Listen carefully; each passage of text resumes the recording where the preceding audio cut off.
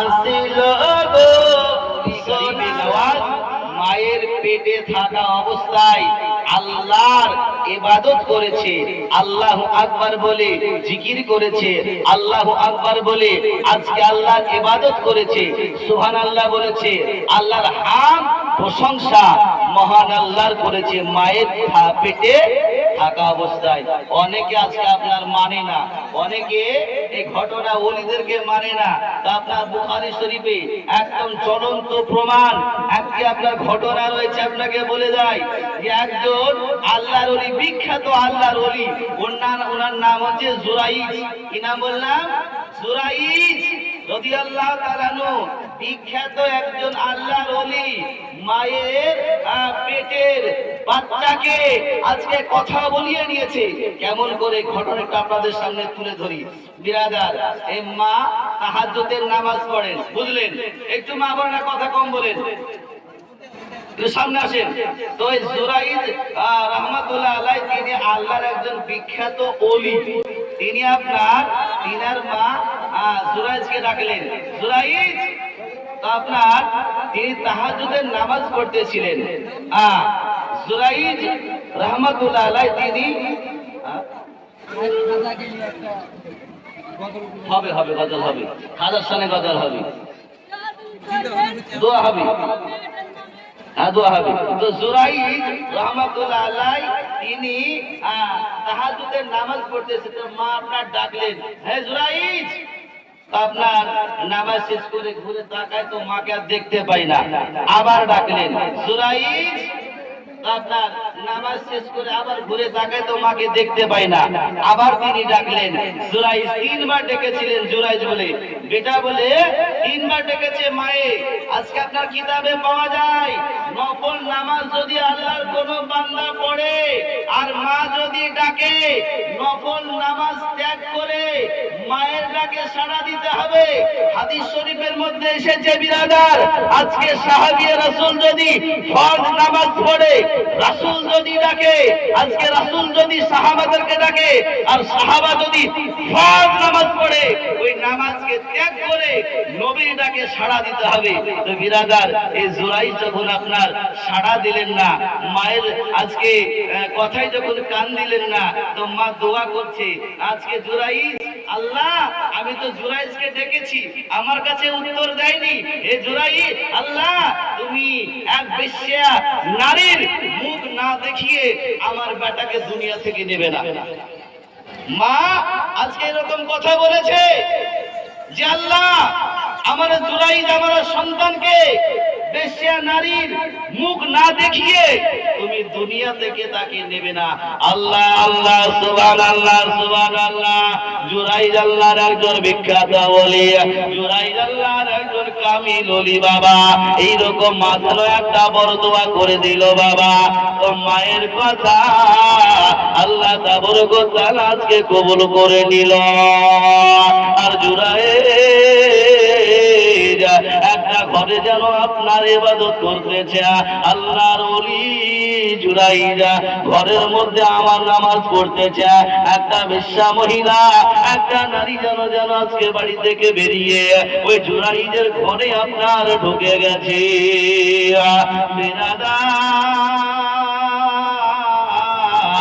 জুরাইজ রাহমাতুল্লাহ আলাইহি আজকে চোখে পটি বেঁধে ঘর থেকে যেন আজকে বের করে দিলেন।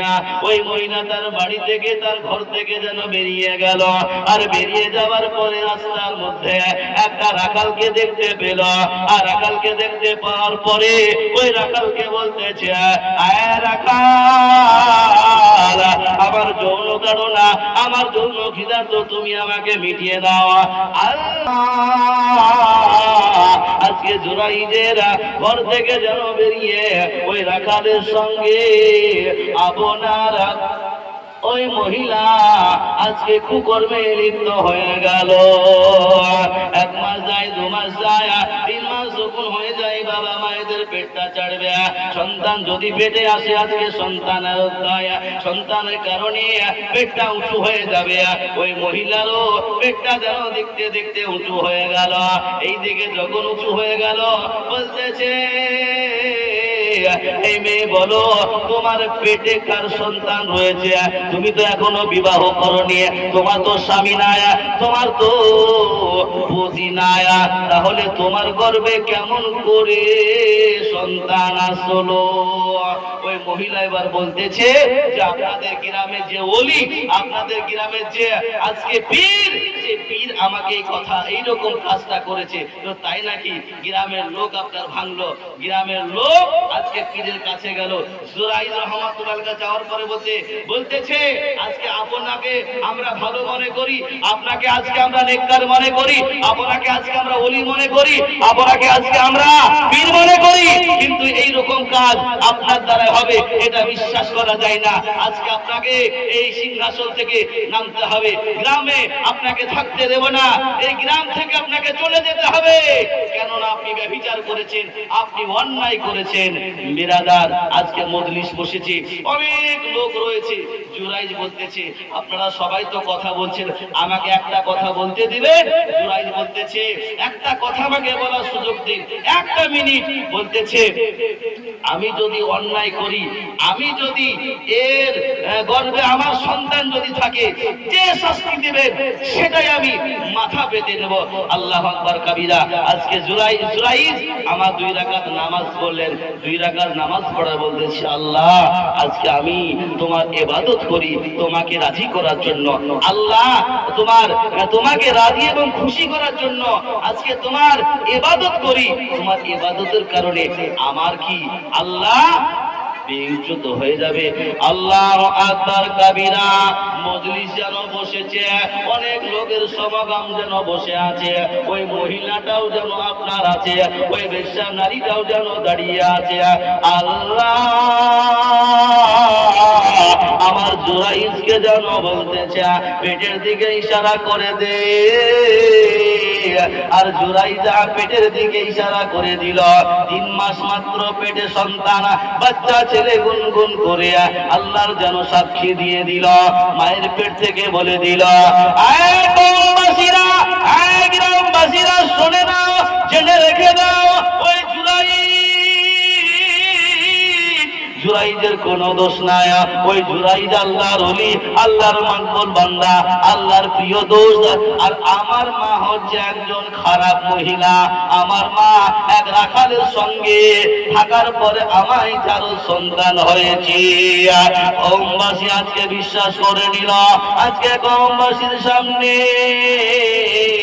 মাত্র 3 মাসের বাচ্চা পেটে থাকা অবস্থায় কথা বলে ওলির সাক্ষ্য দিয়েছে। আল্লাহ একজন নবী আসিল গো সোনার মদিনায়, জোরে বলেন সুবহানাল্লাহ। একজন নবী আসিল গো সোনার মদিনায়, যারা প্রেমেতে মদন হলো খুদের পানায়। একজন নবী আসিল গো সোনার মদিনায়, একজন নবী আসিল গো সোনার মদিনায়।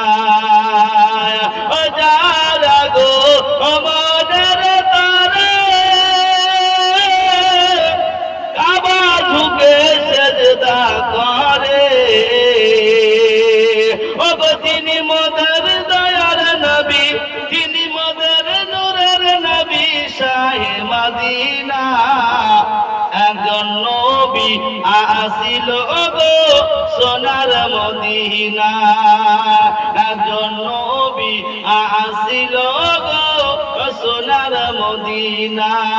যার প্রেমেতে মদন হলো, যার প্রেমেতে মদন হলো স্বয়ং রব্বানা। একজন নবী আসিল গো সোনার মদিনা।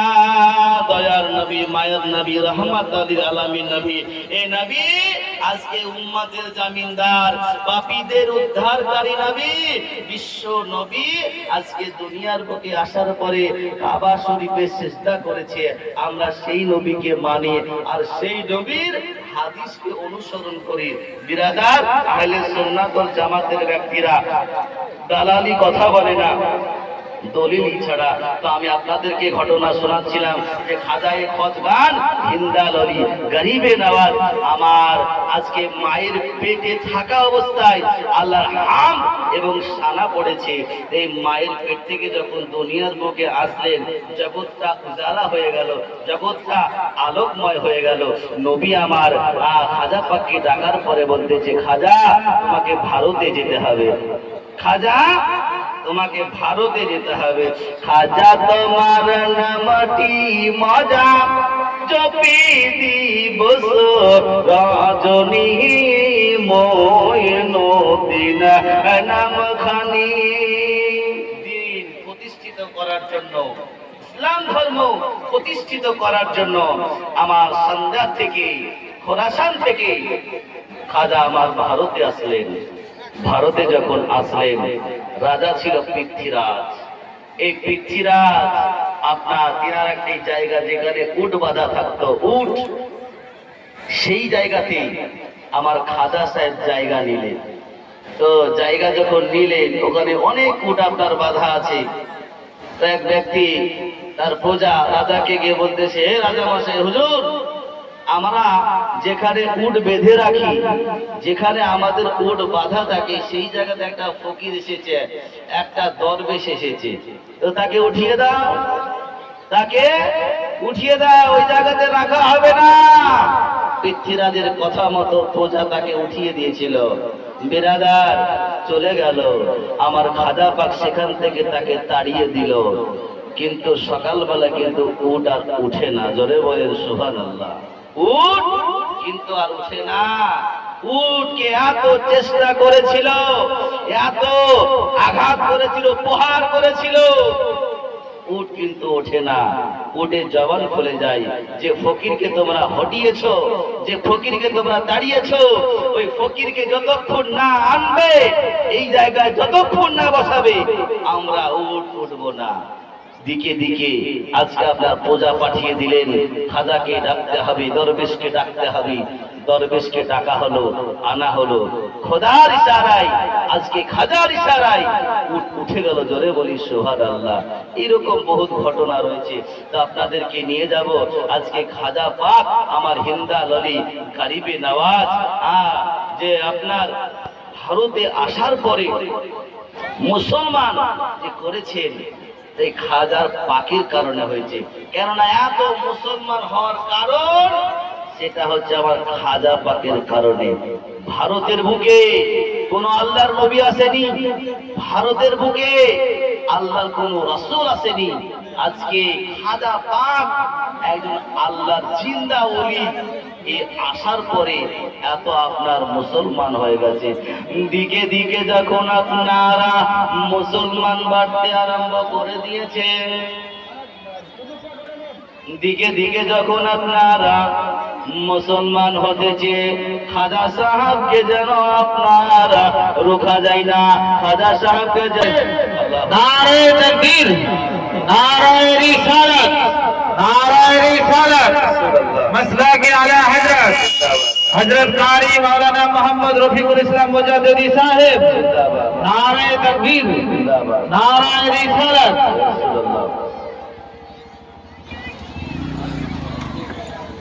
বক্তা চলে এসেছেন, আর কয়েক মিনিট, বেশি সময় নেব না। বক্তাকে বসিয়ে রেখে ওয়াজও করব না।